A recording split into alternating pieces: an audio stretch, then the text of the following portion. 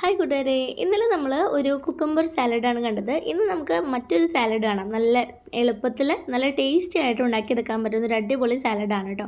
അപ്പോൾ അതിനായിട്ട് അതിനൊരു ബൗളിലേക്ക് കുക്കുംബർ തൊലി കളഞ്ഞ് ചെറിയ പീസുകളായിട്ട് കട്ട് ചെയ്ത് ഇട്ട് കൊടുക്കാം.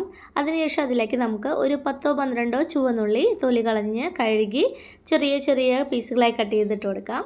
പിന്നെ വേണ്ടത് സവാളയാണ്. അപ്പോൾ സവാളയും ഞാനൊരു മീഡിയം വലുപ്പത്തിലുള്ള സവാളയാണ് എടുത്തിട്ടുണ്ടായിരുന്നത്. അതും തൊലി കളഞ്ഞ് നല്ലതുപോലെ കഴുകി വൃത്തിയാക്കിയതിന് ശേഷം ചെറിയതായിട്ട് ഇങ്ങനെ പൊടിയായിട്ട് അരിഞ്ഞെടുക്കുക. അതും നമ്മൾ ആ കുക്കുംബറിലേക്ക് ചേർത്ത് കൊടുത്തു. പിന്നെ നമ്മൾ ചേർത്ത് കൊടുക്കുന്നത് ക്യാരറ്റാണ്. ക്യാരറ്റ് തൊലി കളഞ്ഞ് കഴുകിയിട്ട് ഒരു വലിയ ക്യാരറ്റാണ് എടുത്തിട്ടുള്ളത്. ചെറിയ ക്യാരറ്റാണെങ്കിൽ 2 എടുക്കാം. എന്നിട്ട് അതും വളരെ പൊടിയായിട്ട് അരിഞ്ഞത് ചേർത്ത് കൊടുക്കുക. എന്നിട്ട് ഈ ഒരു വെജിറ്റബിൾക്ക് ആവശ്യമായിട്ടുള്ള ഉപ്പ് നമുക്ക് ആഡ് ചെയ്ത് കൊടുക്കണം. അപ്പോൾ ഞാൻ കുറച്ച് ഉപ്പ് ആഡ് ചെയ്ത് കൊടുക്കുന്നുണ്ട്. ഒത്തിരി ഉപ്പ് കൂടരുത് കേട്ടോ. കുറച്ച് പാകത്തിന് മാത്രം ഉപ്പ് ആഡ് ചെയ്ത് കൊടുക്കുക. പിന്നെ വേണ്ടത് ഈ ഒരു സാലഡ് ഇതുപോലെ ഇങ്ങനെ പച്ചയ്ക്ക് കഴിക്കാൻ ഇഷ്ടമില്ലാത്തവരുണ്ടെങ്കിൽ ജസ്റ്റ് ഒന്ന് സോട്ട് ചെയ്തിട്ട് കഴിക്കാവുന്നതാണ് കേട്ടോ. ഇപ്പോൾ നമ്മൾ ക്യാരറ്റും കുക്കുംബറൊക്കെ സോട്ട് ചെയ്യാതെ കഴിക്കുന്ന ഒരു സംഭവം ആയതുകൊണ്ടാണ് ഞാൻ ഇങ്ങനെ കാണിച്ചത്. കാരണം ആ ഒരു ക്രഞ്ചിനെസ് വരുമ്പോൾ നല്ല ടേസ്റ്റിയാണ് കഴിക്കാനായിട്ട്. അപ്പോൾ ഇനിയിപ്പോൾ സോട്ട് ചെയ്തിട്ട് കഴിക്കാൻ ഇഷ്ടമുള്ളതെന്നുണ്ടെങ്കിൽ അങ്ങനെയും കഴിക്കാം.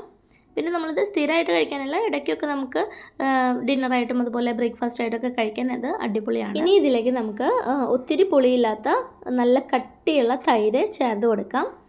യോഗട്ട് വേണമെങ്കിൽ യോഗട്ടും ചേർത്ത് കൊടുക്കാം കേട്ടോ. പിന്നെ നമ്മളിതിലേക്ക് ചേർത്ത് കൊടുക്കുന്നത് ചെറുനാരങ്ങയുടെ നീരാണ്.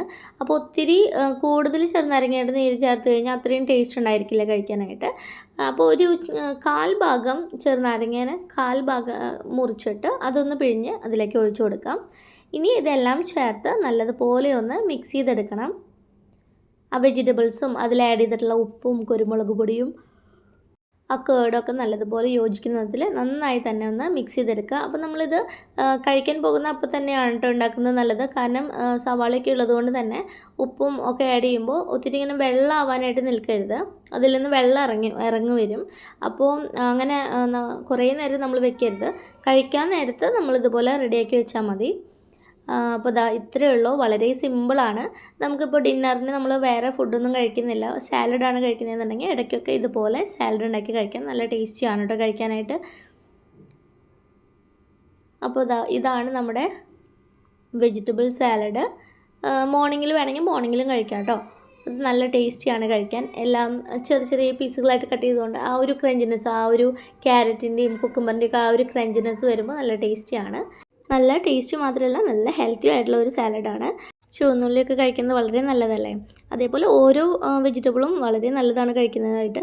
അപ്പോൾ എല്ലാവരും ഒന്ന് ട്രൈ ചെയ്ത് നോക്കുക. വളരെ ഹെൽത്തി ആയിട്ടുള്ള ഈ ഒരു സാലഡ് നിങ്ങൾക്ക് ഇഷ്ടപ്പെടുന്നു വിചാരിക്കുന്നു. ഇഷ്ടപ്പെട്ടു കഴിഞ്ഞാൽ ലൈക്ക് ചെയ്യുക. Thanks for watching.